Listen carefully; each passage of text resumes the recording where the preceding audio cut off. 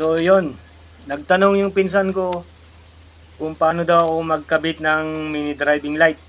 So sa akin, hindi ko na nilalagyan ng relay. So ito ginagawa ko, san? Sa mini driving light, may tatlong wire. Red to red, pagsamahin mo. Yellow to yellow, pagsamahin mo. Black to black, pagsamahin mo. Sa switch, may tatlong wire din. Green, black, black na may lining na white. So yung green, ilagay mo sa red, pagsamahin mo, isama mo doon.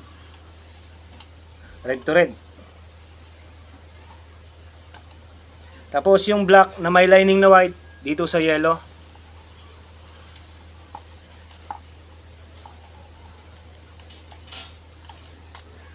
So yung natitira na black dito sa mini driving light, pwede mo na to i-body ground.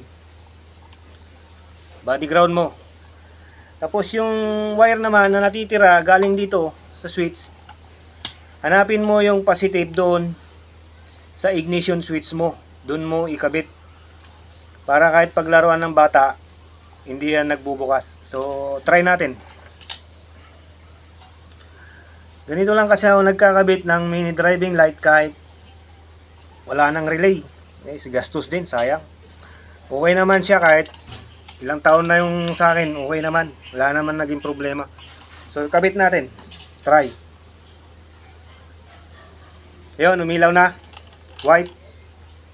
Tapos yellow. Yan. Patay. Okay. Try ulit. White. Yellow. So, ganun lang kadali na magkabit ng ganito. Kahit walang relay, kaya mo yan. Mas maganda pa, ikaw na magkabit kaysa dadali mo pa shop. Baka mas magaling ka pa kaysa kanila. So, yun. Salamat.